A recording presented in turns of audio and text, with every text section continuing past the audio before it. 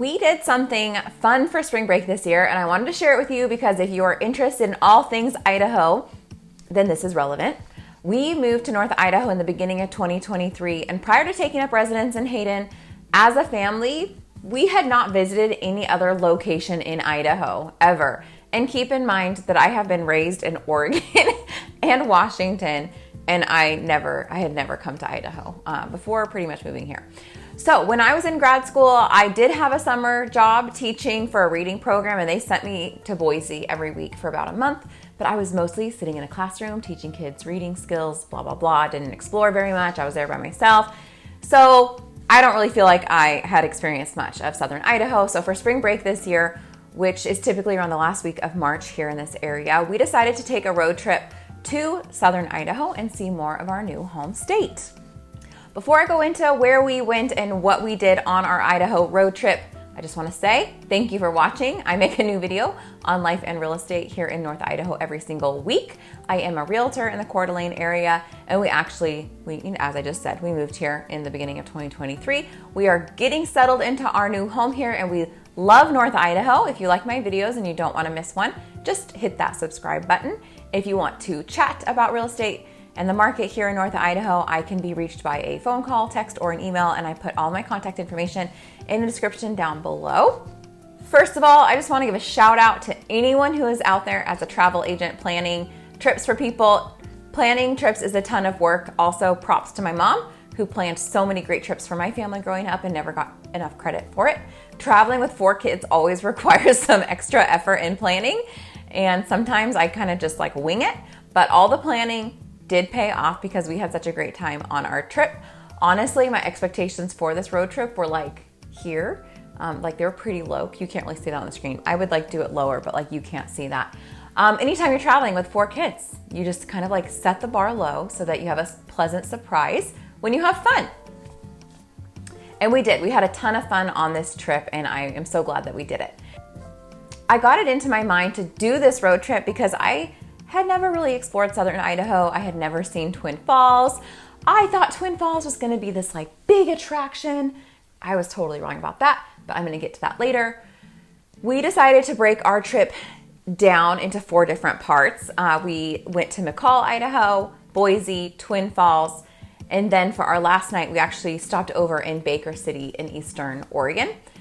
So on the first day, driving to McCall, that took us about 5 hours. On our way there, we really did enjoy the scenery, especially the Snake River winding its way through Hell's Canyon, which is the deepest gorge in North America. We also stopped to take in the view of White Bird Battlefield, which is the location of the first battle of the Nez Perce flight of 1877.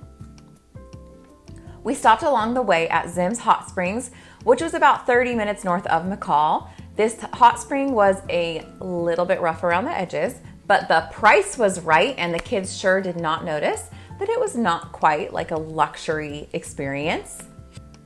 Of course, our timing was excellent, and a hailstorm started immediately at the hot springs. That did not deter my children from swimming. They thought it was hilarious to be swimming in a big old hot water pool outside while the hail just like rained down on them, like pelted them. It stung. I lasted in the hail for a bit, but I did give up after a little while. And this was a great stop after being in the car for so long, and I do recommend it if you are passing through. And also, the price is right. Once we got into McCall, we checked into our hotel and we made plans for dinner. There were lots of great restaurant options, but many of the highly reviewed ones were seasonal and only open for spring and summer.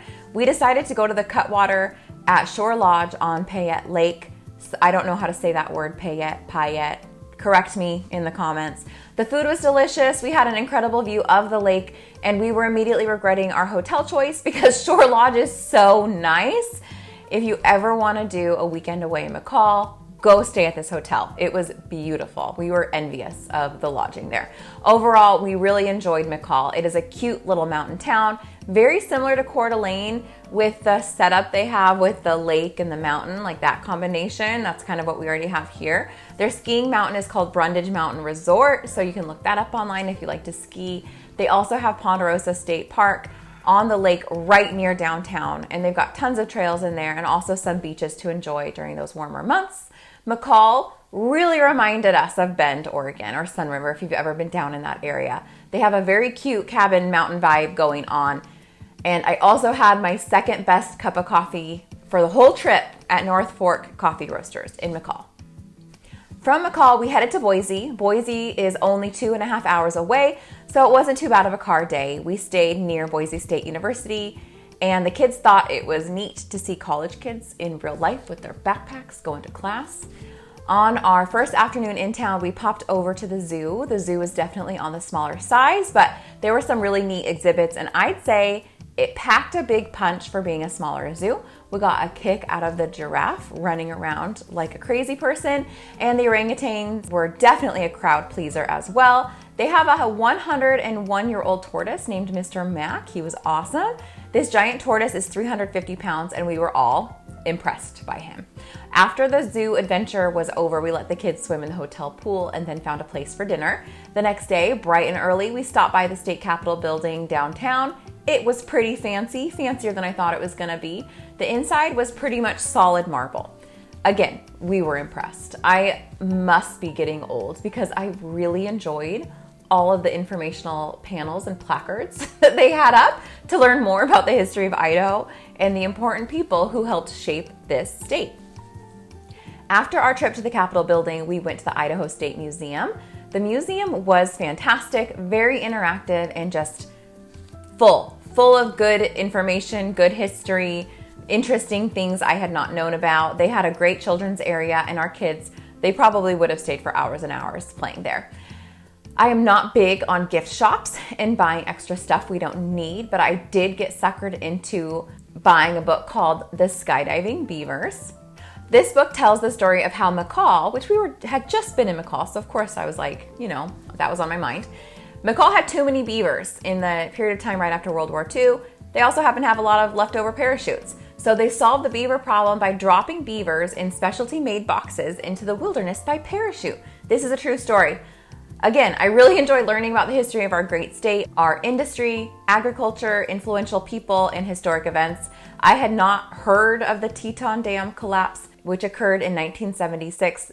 That is fascinating and tragic story. So all in all, the museum was definitely worth a visit. I'm actually going to cut myself off here as I have a very strong bias against overly long YouTube videos. On the next video, I'm going to talk about the next leg of our trip in Twin Falls and Baker City.